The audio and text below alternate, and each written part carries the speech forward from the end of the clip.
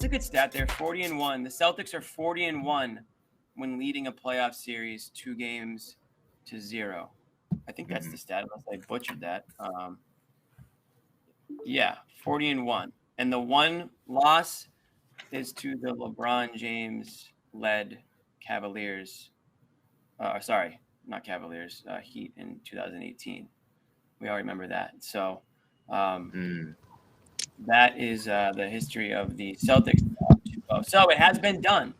And listen, if the Nets win Game 3, is anyone sitting here stunned besides Bobby Manning? Because I certainly wouldn't be stunned. I know what the Nets are capable of, and you give them a couple days to look at the. I wouldn't be stunned. Get their minds right and get their and if Steve Nash and his coaching staff have any reason to be in the NBA at all, then they have to come up with something to get Durant easier looks or to get him away from the constant physicality. I read a quote actually on Twitter right here. Durant playing this is Durant talking about the Celtics. They're playing 2 or 3 guys on me sometimes when I'm off the ball, mucking up actions. I see Horford leaving his man and coming over to hit me sometimes. There's 2 or 3 guys hitting me wherever I go. Nature of the beast in the playoffs. So it's pretty apparent that, the Celtics' plan is to make it as difficult and uncomfortable and physical for Kevin Durant as possible. Just throw him off his game, throw his timing off. It's almost like in the NFL. Shot 20 free throws. They don't care. They're going to send him there if they have to. Quarterback crushes the dude at the line of scrimmage, throws the timing all off the offense's sets. If that's what the Celtics find is working for them, then they're gonna do everything they can to slow him up and slow that game down for them. It's a tricky game. If you're gonna foul as much as you do here, you gotta hope that it doesn't throw off your rotations at all. And they've come dangerously close to that over the last 2 games here. Each of their bigs fouled 2 times in the first quarter of game 1. Horford fouled out about midway through the 4th here, but the Celtics were hitting shots at such a high level at that point that they created enough separation for it not to matter. So it's a fine line there. This series has been officiated very tightly, but it's been even. And Ime even said that, both sides are frustrated with it, but they're both working through it. And I feel like the free throws, the fouls, it's all been even across the board. You're getting some touch fouls on Brooklyn. Durant was in foul trouble himself. So that needs to stay the case for the Celtics to be able to play the brand of defense that they want here. Unfortunately, I think Ime does a good job of, not complaining with the refs, but just kind of saying, whatever you're going to call here, keep it even and let us find where the line is. And Grant even talked about it loosening up into the 4th quarter in game 1. I felt similar about this game as well. So the Celtics just stayed the course, dealt with those fouls where they got them, didn't complain too much, but overall set the tone physically on the defensive side of the court. And you see it, like Sherrod, Durant goes into the post. He's getting banged around. They're going low on him, trying to bat that ball out. Horford's ripping for the ball every single time. They're being insanely aggressive, and it's working. And I think it should be. They do it in transition too, right? Like the way Al stripped them. That foul on Claxton was a great play by Smart. Well, yeah, that too. But I just mean in general, like the way they've been guarding Durant, because he likes to. That's the way he rolls, especially in open spaces and in transition. And the Celtics have just been tough with him, even in that aspect. It's been huge. So Celtics go up 2-0, 114-107 win in Game 2 in Boston. Game 3 is Saturday night, 7:30 in Brooklyn. Guys, we've been going for a while now, hour 50. Want to thank everybody who's been hanging on. I hope you guys talked about Brown. Yeah, we've talked about Brown. Yeah, we did.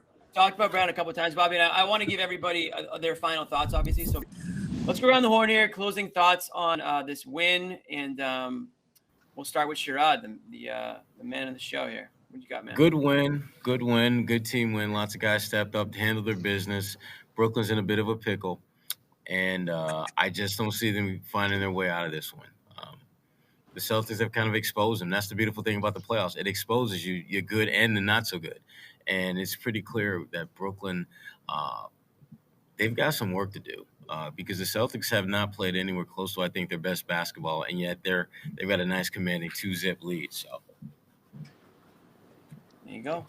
I mean, Joe Sway, if you're the Celtics, man, you got to just take this focus on the road and just try to take one, because again, the way the body language was from Brooklyn when they looked up and saw it was a 7-point game, and it seemed like every time they put the ball on the floor, there was someone in front of them or two guys in front of them. It was just like, all right, this is it. Like, trying to get to the free throw, like I just think if the Celtics were able to win Game 3, like you could really just completely, as Sherrod say, just snatch their soul. Like, they start thinking, do we really want to fly back to Boston? Do we even have a chance to come back in this series? Like, I'm not saying that they'll just flat out. They could, quit, Joe Sway. That's always been there. I don't know if they'll flat out quit, but you'll put them on the verge of doing that, and you give them a solid first half in that Game 4.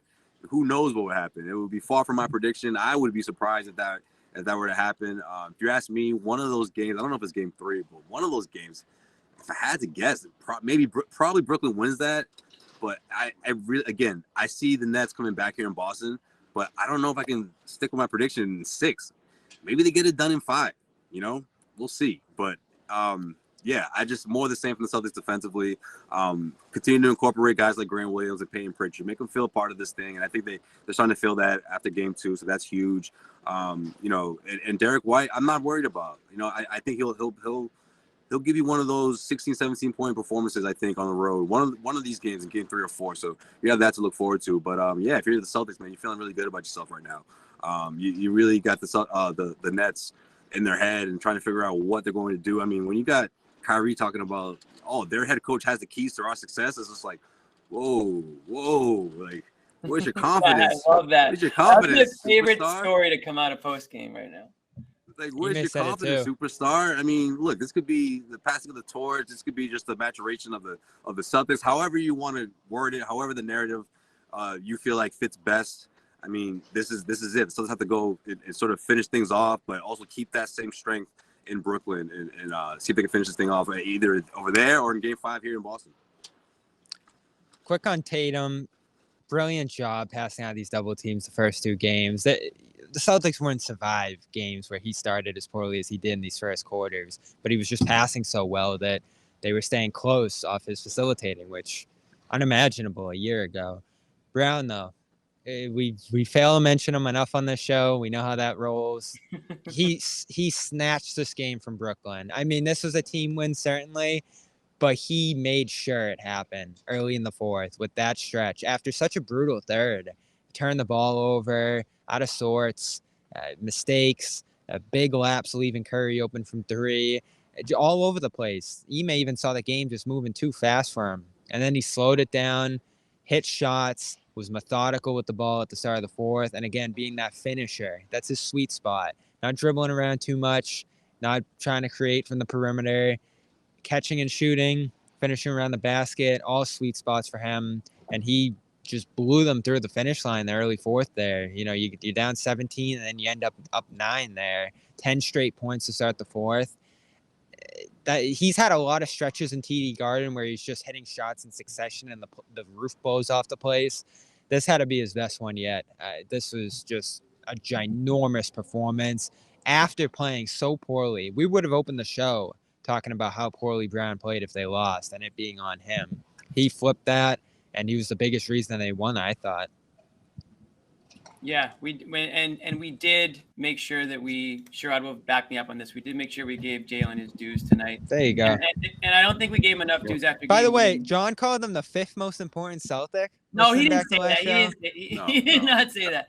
He got his words twisted. Let me count him out. Tatum, Rob was number 2, Smart was up there, and then he mentioned Horford. Yeah. So I think he said you could argue. I think you can argue depending on the series. Certain players have different levels of importance. I think we can all agree Horford is important in this series due to their Brown's number 2. He's number 2 on this team. You can't put Rob and he's not putting Rob and Horford up there. He's saying that because Rob's out, Horford kind of vaults up there importance-wise because without Horford, it's just Horford and Tice. Yeah, but it doesn't matter. Brown's number 2. Yeah, and I think at the end of the day, I think we all can agree that Brown's importance.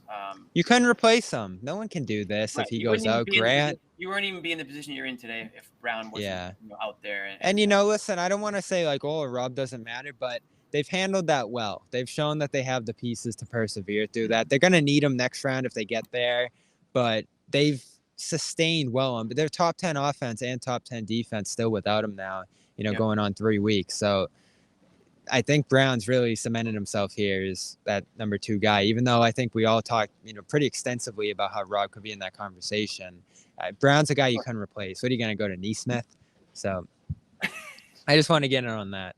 Yeah. Sorry, Neesmith. That was kind of a shot, but way to dig at Neesmith. Yeah, just a unbelievable ricochet shot at Neesmith in the final minute. I'm here for it though. I'm here for it.